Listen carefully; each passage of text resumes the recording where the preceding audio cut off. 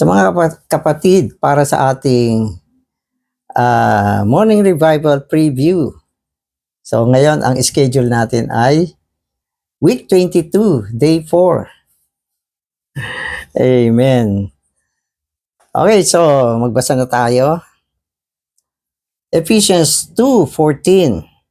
For he himself is our peace. He who has made both one and has broken down the middle wall of partition, the enmity. Amen.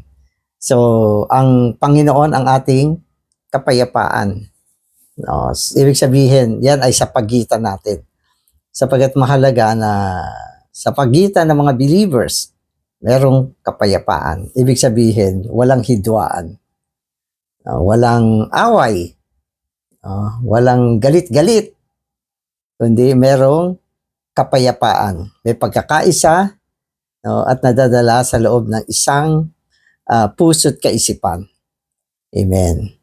At upang mangyari yan, sabi rito, giniba niya ang pader sa gitna natin na siyang nagsasanhi ng hidwaan. So wala ng pader.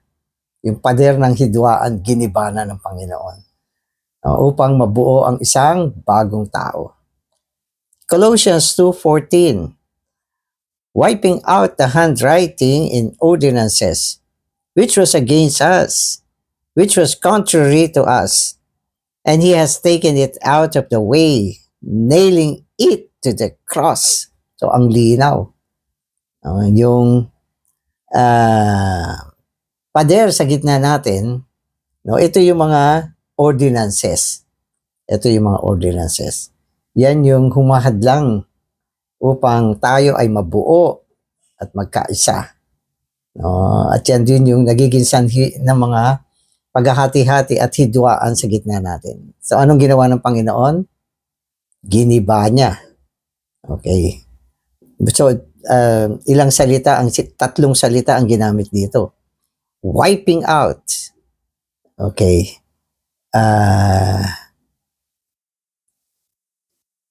Wiping out, taking it out, nailing it to the cross. Wiping out, ibig sabihin, binura na niya yan.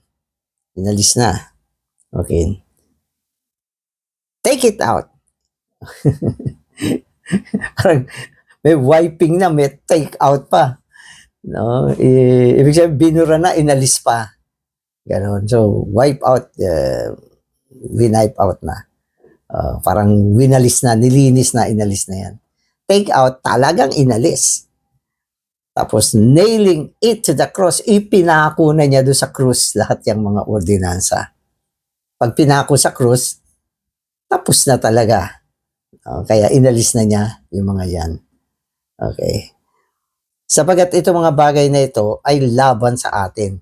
Ang ibig sabihin, dahil ito ay laban sa atin, kung ito ay sinasagawa pa, nagsasagawa sila ng mga laban sa atin. Kaya inalis, binura, pinako. Yun ang sabi sa atin. Siya sabi ng Biblia. Amen. Although we may like certain practices, we should not insist on them. If we insist on a particular practice, we make it an ordinance that separates and creates enmity. Christians have been divided by ordinances, such as the various ordinances concerning baptism or the use of musical instruments. To insist on any practice is to cause division. Hence, we must not have any ordinances. On the cross of Christ, all ordinances were abolished. Amen. So yung ordinances, minsan yan yung mga practices sa church, pagsasagawa. Siyempre yung church, marami siyang mga pagsasagawa. So hindi naman pwede yung church ay umiral ng walang mga pagsasagawa. So hindi pwede yun. Meron siyang pagsasagawa. Halimbawa, ang pagbabautismo ay isang pagsasagawa upang tugunan ang kahilingan ng salita. Na katulad ng sinasabi tungkol sa kaligtasan, di ba? So ito ay isang pagsasagawa. Okay. Tungkol sa bautismo, pwedeng sa loob ng pagsasagawa magkaroon ng mga ordinances. Iyon ang hindi maganda. Hindi maganda yung ordinances. No? At pwedeng at maging ordinansya kasi ipinipilit siya. So may mga bagay naman na sa umpisa hindi naman siya ordinances. Ginagawa siya. Ginagawa. Pero dahil pinipilit mo na yun ang dapat gawin, ganyang paraan ang dapat gawin. Kaya nagiging ordinances siya. Halimbawa, ang bautismo ay isang mahalagang bagay. No? So kailangan naman gawin yan. No? So hindi naman natin pwedeng sabihin na wag nang bautismohan para walang ordinance. Hindi pwedeng ganun. So kailangan bautismohan ng tao.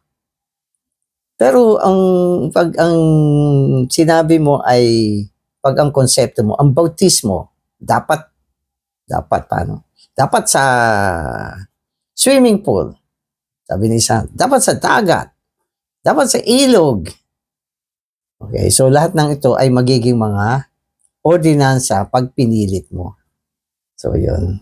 Kasi ang bautismo naman, ang mahalaga lang, meron sapat na tubig. Kasi yung salitang bautismo ay ilubog siya sa tubig. O, di ba? So, pag may sapat na tubig, pwede na. Pwede na.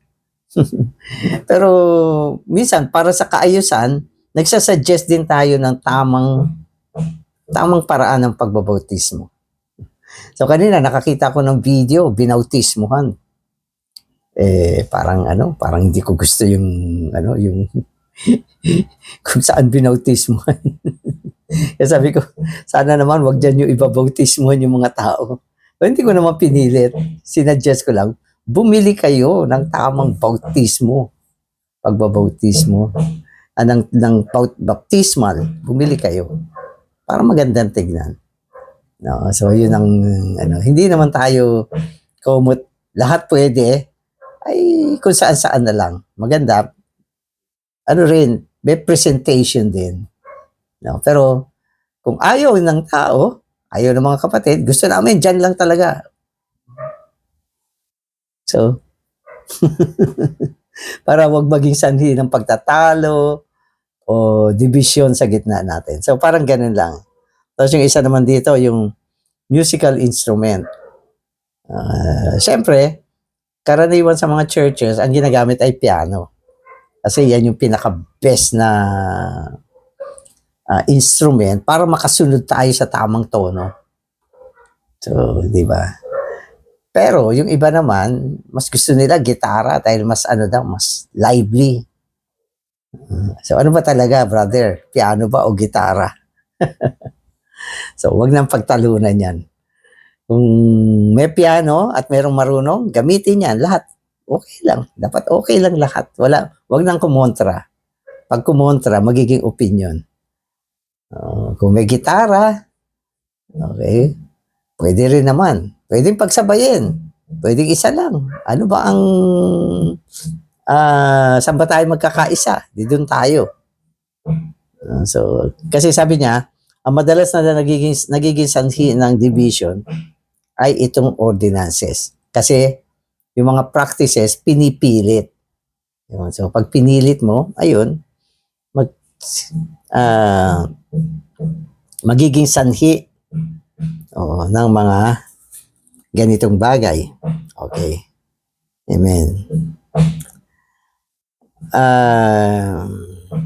Because ordinances were enmity and division, okay, we must deal with them very seriously.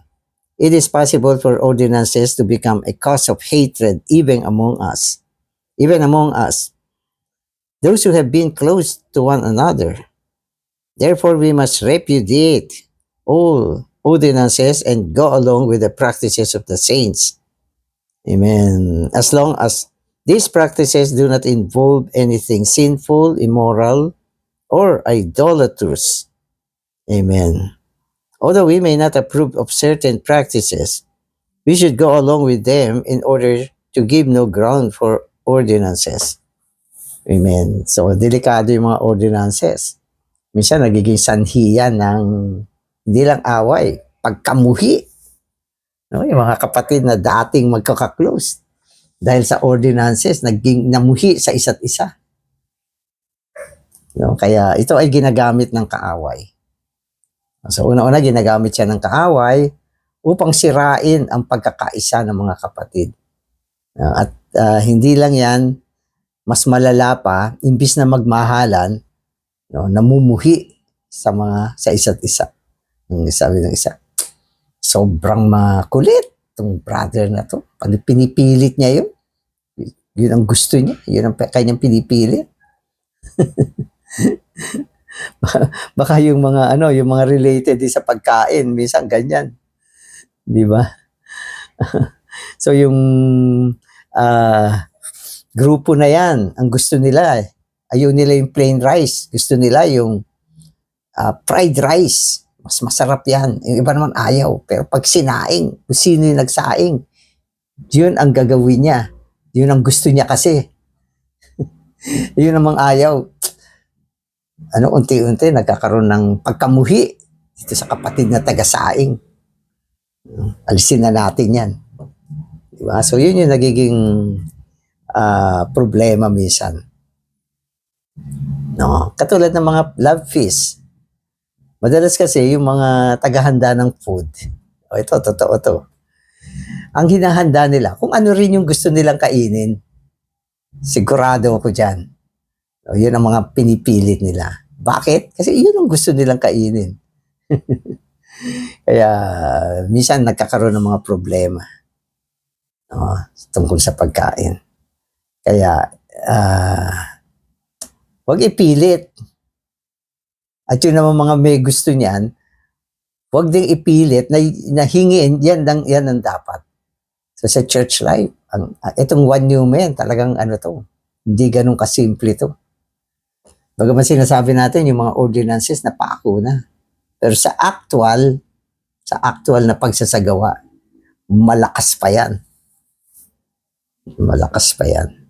Amen. Kaya si Lord, unang-una, pinako niya yan.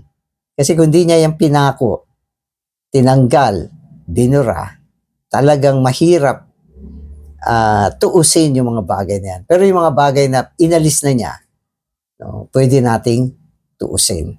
Pwede nating alisin na. Maski na mahirap. Bigyan ko kayo ng halimbawa. Halimbawa, ang mga kasalanan natin, tinuos na. Diba? Inano na yan sa krus. Hindi na problema yung kasalanan. Pero nagkakasala ka pa ba? Oo. Kasi, yung paraan para matuos yan, hindi natin nagagawa. So, ganyan din yung pagsasagawa ng bagong tao. No? Pagkatapos na maipako sa krus, maalis na yung mga ordinances, ano sabi ng Biblia? Hubarin mo na siya. At isuot mo na o ibihis mo na yung bagong tao. So, ang bagong tao ay si Kristo. Ang lumang tao ay yung lumang sarili natin na gusto pa rin nating isuot. Dapat ang isuot natin ay ang bagong tao na walang iba kundi si Kristo. Magiging payapa tayo lahat. Hindi iiral yung mga ganyang mga bagay kasi sinuot natin si Kristo. Maski yung pagkain ayaw mo, masaya ka pa rin at hindi ka magwawala. Hindi ka magwawala. So minsan hindi kami nagluto ng kanin, meron pala mga rice eater. Naku, nagalit yung mga rice eater. Pero kung kay Kristo ka, okay lang yan. Ano ba hinanda nyo? Tinapay? Kainin namin yan. Kasi ang sinuot mo ay si Kristo, hindi yung lumang tao. Amen. Amen. So, Christ broke down the middle wall of partition between the Jews and the Gentiles by abolishing the law of the commandments and ordinances. When he was crucified on the cross, all the ordinances were nailed there. The law spoken of in Ephesians 2:15 is not the law of the moral commandments, but the law of the ritual commandments, such as the ordinances of circumcision, keeping the Sabbaths, and eating certain foods.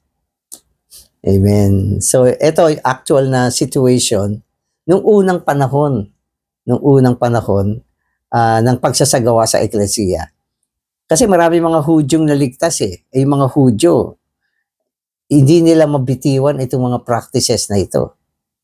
No, katulad ng mga ritual na pagpa-practice, no, na may kinalaman sa Sabbath, no, may kinalaman sa circumcision, may kinalaman sa pagkain ng mga pagkain na pwedeng kainin at mga pagkain na hindi nila pwedeng kainin. Kaya ang hirap. Lahat ng ito ay mga ordinances ng panahon na yan. So isipin mo, ritual, pagsasagawa ng circumcision, paggawa pa rin o pagsunod pa rin ng Sabbath, at ang mga eating at not eating regulation. Amen. So may mga Hudyong malalakas ang pagka-Hudyo. Sabi na, kayo mga believer, total, pare-pareho na tayong believer. Mas circumcised na rin lahat kayo. Sasabihin naman ng mga Gentile, kayo mga Hudyo, total, pare-pareho na tayong believer. Kumain na rin kayong lahat ng baboy. Di ba? Sabi naman iba, Sabat ngayon, huwag tayo magtrabaho. Kaya ang gulo, ang hirap. So, nung panahon na yan, nagkaroon tuloy ng pagpupulong yung mga apostol para tuusin itong mga problema na to. Yung mga problema na yan. Kaya, nung panahon na yan, ang inutos lang nila, lahat pwedeng kainin kung sino yung gustong kumain.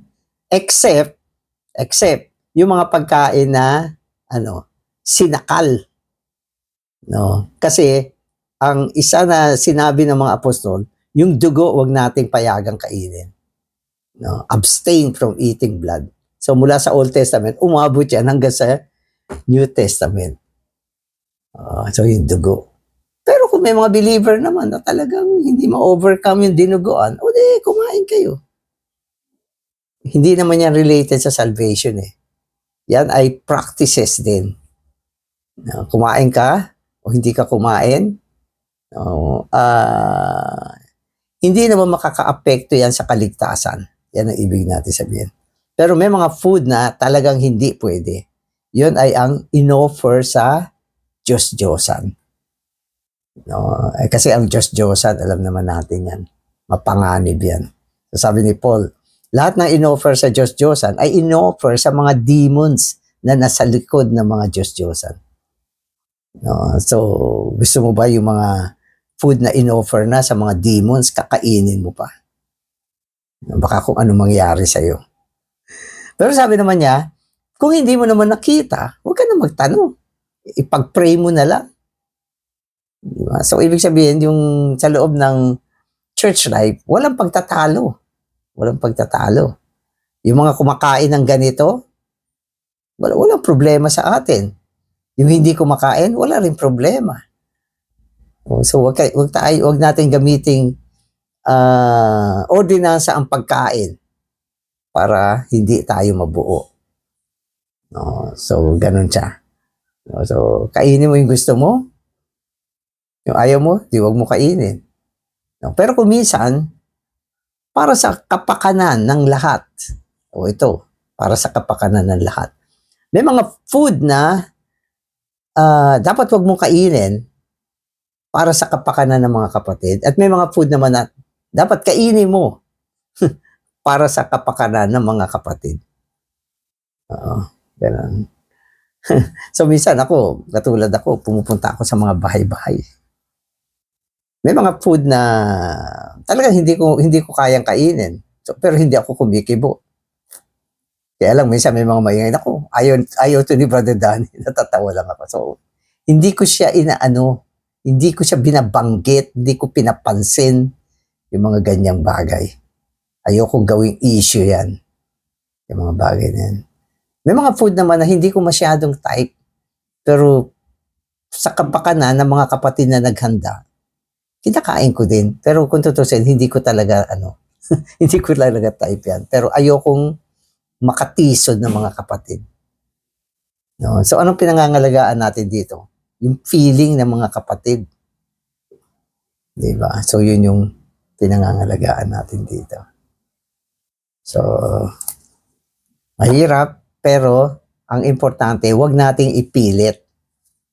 Sapagkat kung pinilit mo yan, maging ordinansa yan. Amen. So today's reading na ako. Ordinances are the forms or ways of living and worship. We need to be careful, amen, not to make our way of living or worship an ordinance. At the same time, we should not regard what others do as ordinances. If we all practice this, there will be no problems. Amen. So, tama naman. Hindi mo pinipilit yung mga gusto mo. Okay, so, hindi siya magiging ordinances. Di ba? Tapos, yun naman mga nakikita natin, hindi natin tinuturing na mga ordinances, hindi rin siya magiging ordinances. So, ibig sabihin, yung pagsasagawa natin, lahat pwede naman, basta hindi siya makasalanan, hindi siya nagsasanhi ng rebellion, no? Hindi siya adulterous, no? At walang adultery. Idolatry. Walang idolatry. So, kasi yung mga bagay na yon ay mga kautusan related sa morality. So, yung mga laws related sa mga moral, okay, hindi naman inalis yan. Hindi yan inalis. So, ano ba yan? Katulad ng paggalang sa matatanda, pagsunod sa magulang, pagrespeto sa magulang, huwag sumamba sa Diyos-Diyosan, huwag gumawa ng mga makasalanang bagay, huwag magrebelde. So, lahat ng yan, nandyan pa yan. No? Kasi yan ay may kinalaman sa kasalanan. Ang kasalanan ay laging kasalanan. No? At yan ay laging kinamumuhian ng Diyos. Amen. Due to the improvements in transportation and communication, the people of the world are becoming intermingled more and more.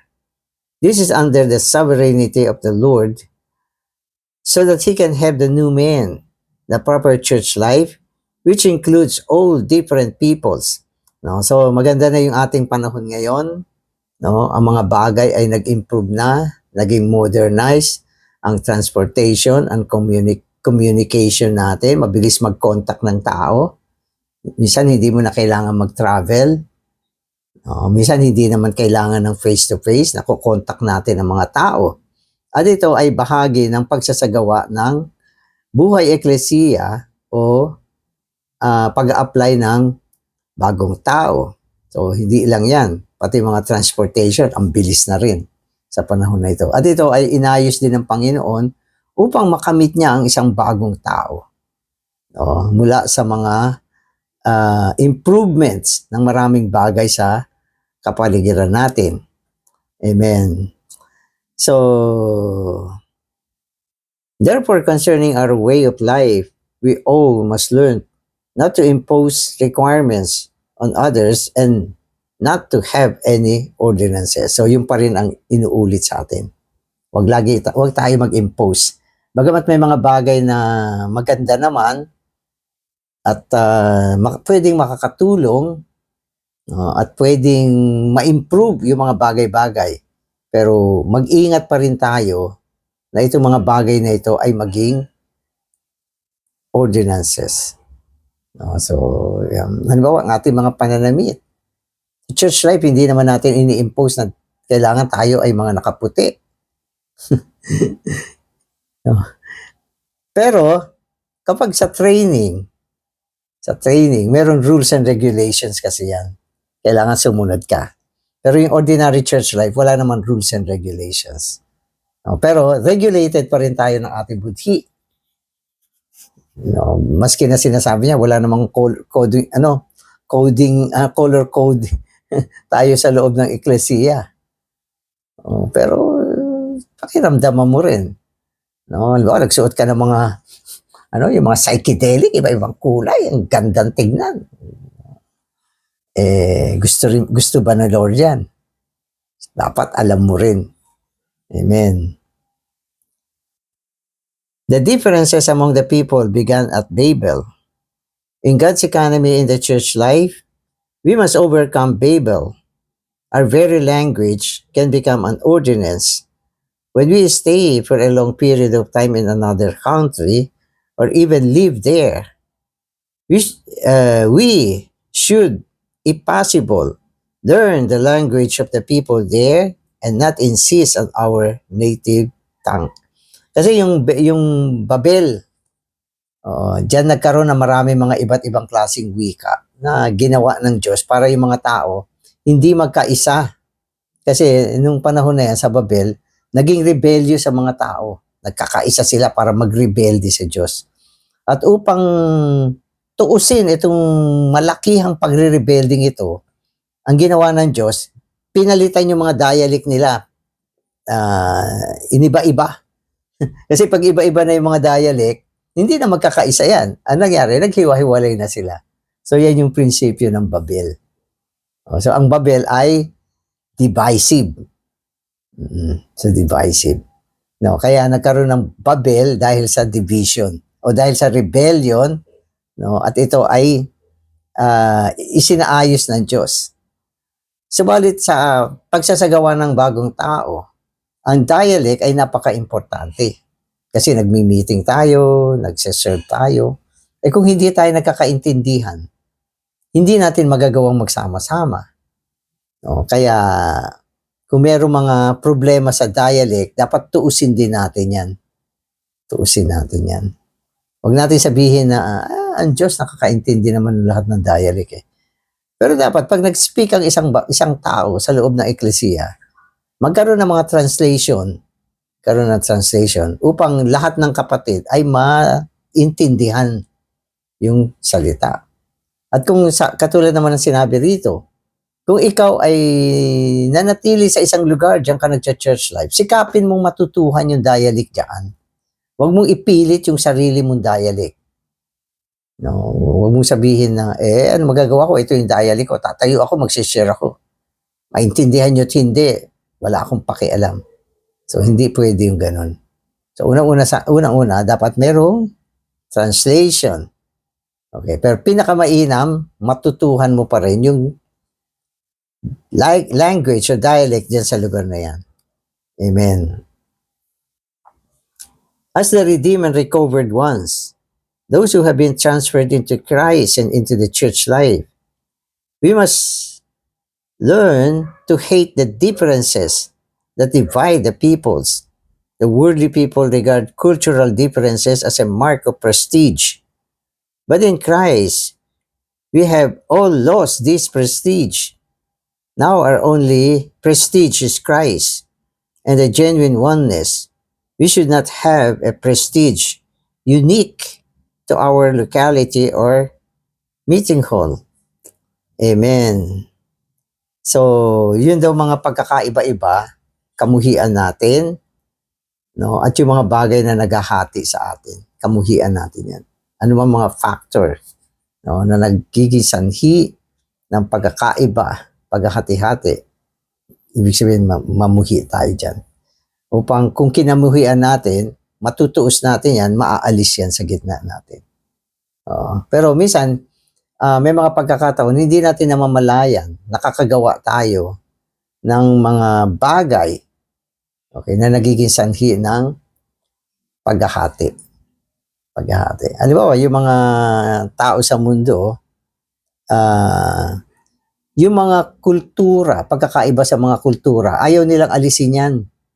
Sapagkat yan ay tatak ng kanilang pagiging mas mataas kaysa sa ibang lahi. Prestige yan sa kanila . Parang mas class sila ang feeling nila. Mas kakaiba sila. Pero sa church life, hindi natin ginagawa dapat yan. No, hindi mahalaga sa atin yung mga prestige. Si Kristo lang ang prestige natin.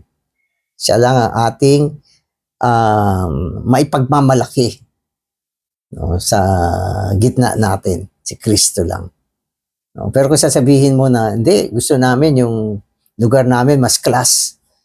No, mas mukhang ano siya, mukhang mataas na uri. Papataasin namin. Impose namin dito lahat ng mga brothers naka-coat and tie palagi. Para pag nakita nyo, wow. So, pag in-impose mo yung ganyan, nag-impose ka ng mga prestige na maging kakaiba ka. No, kaya pag ganyan, baka yung mga ibang kapatid sa ibang lokalidad ayaw nang pumunta sa inyo. Kasi yan ay inano mo yung dinidevelop mo na maging kakaiba. No, so, wag natin gawin yung ganyan. Mahalaga pa rin ay luminya tayo dun sa isang lugar na kung saan magiging pare-pareho tayo at magkakaisa tayo. So, wag tayong gumawa ng mga bagay na para sa kakaiba, pagiging kakaiba, at iniisip natin yung mga bagay ng pagiging mas kakaiba, mas magiging class tayo. No, mas ano tayo, mas magandang tignan, o mas sikat tayo. O mas mas mataas na uri tayo. So, wag natin gawin yung ganon. At dapat wala rin tayong ganyang kaisipan. No, na gumawa tayo rito sa ating lokalidad ng mga pamamaraan para mas sikat tayo, mas magandang tignan. Di ba? So yung mga grupo-grupo sa mundo nagpapatalbugan. So tayo sa church life, hindi tayo nakikipagpatalbugan. Ang mahalaga sa atin, meron tayong Kristo, meron tayong salita ng Diyos, no? At wala tayong mga bagay, no, na mga kinasusuklaman ng Diyos sa gitna natin. Wala tayong mga ganyang bagay. No? At dapat meron tayong isang atmospero na kung saan ang espiritu ay malaya na nakakagawa sa gitna natin. No? At higit sa lahat, meron tayong pagkakaisa. Walang mga ordinansa na naghahati-hati. Amen. Amen. We all need to exercise ourselves to go along with others. So maganda ito. Sabi niya, isanayin natin yung sarili natin na pwede tayo maki-go on sa mga kapatid, makisama, makisalamuha. So sanayin natin yan. Yan yung bagong tao eh. Kaya mo makisalamuha sa lahat ng uri ng tao. Pang-international ka. So, hindi ka namimili ng sino lang yung pwede mo makasalamuha. Dapat lahat ng uri ng tao, kaya nating maki-go along sa kanila. May pinag-aralan, you can go with them. Okay, yung mga taong, mga ordinaryo lang, you can go with them. Maski yung mga trabaho nila, mga matataas na trabaho, still can go with them. Hanggang sa pinakamababang uri ng tao, we can still go along with them. International ka. Hindi lang yan, maging yung mga iba't ibang nation, kaya mong to go along with them. Ibig sabihin, pang new men ang character natin. Amen. Amen. So as long as certain practices does not involve idolatry or immorality, there's nothing wrong with it. Do not hold on to your prestige. If we are willing to let go of our cultural pride, it will be possible for the Lord to have the proper church life. So binanggit naman dito yung cultural pride. Kultura. So ang bawat mga nation ay may mga kanya-kanyang kultura. Pwede sabihin ng iba, pinakamataas ang kultura namin sa buong mundo. So may mga ganyan lugar eh. Na proud sila sa mga kultura nila. So,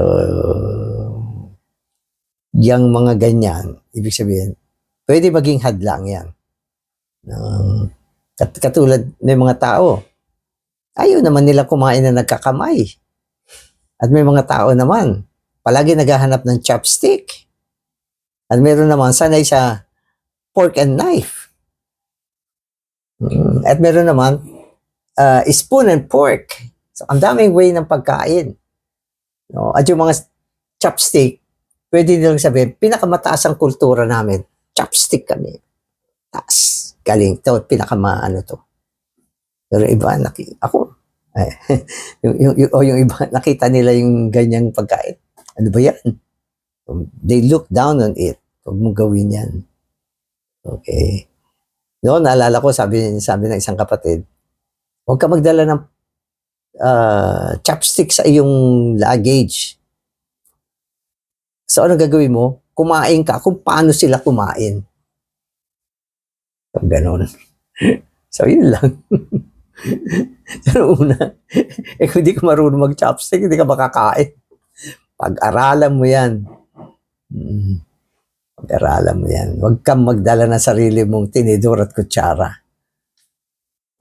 So, kung hindi ka marunong, di magpaturo ka. Nalala ko noon, hindi ako marunong. So, nagtanong ako, paano ba gamitin to? Paano ba to? Dalawang stick. Kung makuha yung pagkain dito. So, may isang Chinese, tinuro sa akin, paghawak. Pag-ipit, ganyan. Sabi niya, ang lakas ng kamay niya. Dinakma niya yung pagkain. Chopstick. Kita niya. See? Ginaya ko, nalaglag. Ibig sabihin, kailangan i-perfect mo. Paano ba ipitin yan? Ang importante, nag-enjoy ka sa church life. So, ganun yan. So, walang ordinances. Huwag mo ipilit. Okay, kung ano yung gusto mo. Amen. The breaking down of the middle wall of partition is for the new man, the commonwealth of God, the household of God, and the building of God's dwelling place. So may apat na aspekto dito na related sa church life. Okay. Ibig sabihin, para maisagawa itong mga aspekto na ito ng church life, kailangan break down yung middle wall of partition. Pag umiral ito, hindi magagawa itong apat na aspektong ito. New man, commonwealth of God, household of God, building of God's dwelling place. So, mahahalagang mga aspekto ng church life. Kapag hindi na isagawa ito, mahirap makabalik ang Panginoon. So, yung pagbabalik ng Panginoon, minsan related sa katuparan ng mga aspekto tungkol sa church life. Kailangan matupad siya. Maraming aspekto ng church life. Minsan, sinasabi natin yung aspect ng bride. Kasintahan niya, kailangan well-prepared na siya bago makabalik yung Panginoon. So, isang aspect din yan. Pero, yung apat na aspect na binabanggit dito, pwede lang siyang mangyari, okay, by breaking down of the middle wall of partition. Ang ibig sabihin, get rid.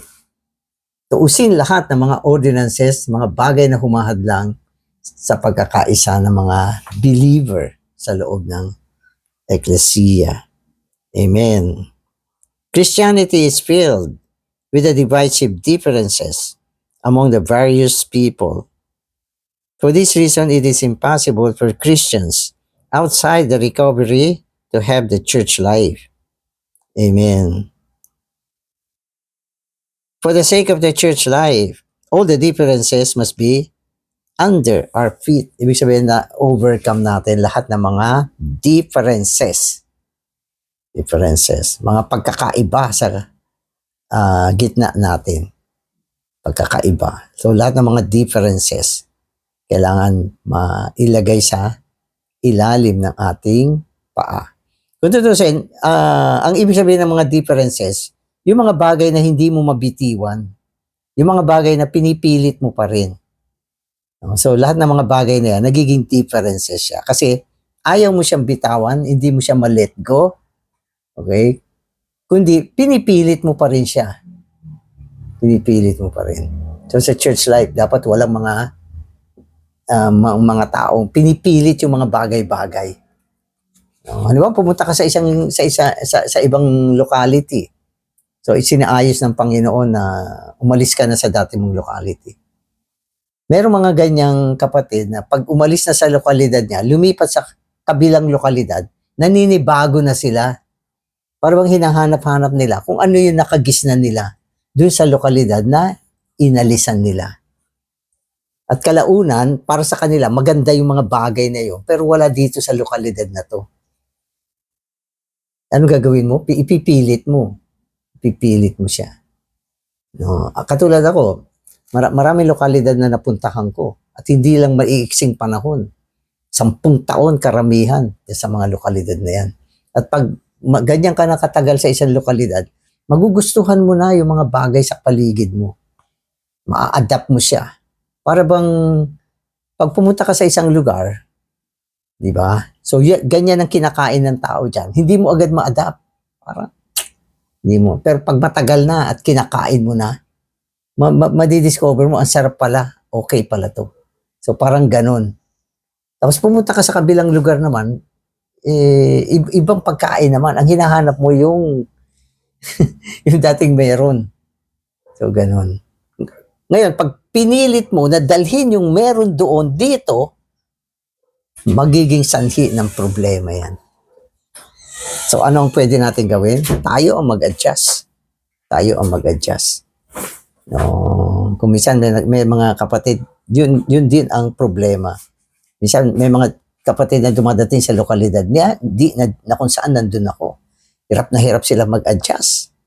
No, nagme-murmur, nangungulit, hindi sila masaya.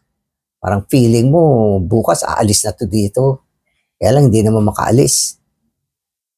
So yun yung mga nangyayari. Kaya yan yung mga differences, no, na nagiging problema natin. Amen. Amen. So, sino masusunod? Si Lord ang masusunod, hindi tayo. Kung anong gusto mo, Lord, yun ang aming gagawin. No? At yun ang aming isasagawa. Amen. So, kaya sinasabi niya, dapat walang differences. Ang mga differences ay nagiging middle wall of partition sa gitna natin. Amen. So, salamat Panginoon sa mga mensaheng katulad nito na napaka-practical para sa amin. Subalit hindi rin ganun kadali na ito ay mai-apply namin, lalo na sa loob ng aming church life. Kaya tustusan mo kami ng biyaya. Panginoon, bigyan mo kami ng malawak na puso, pangunawa, no? At sa panahon ng pagsasagawa nito, Panginoon, palagi mo kami i-train na maging humble, Panginoon, at willing na matuto para sa iyo, Panginoon. Amen.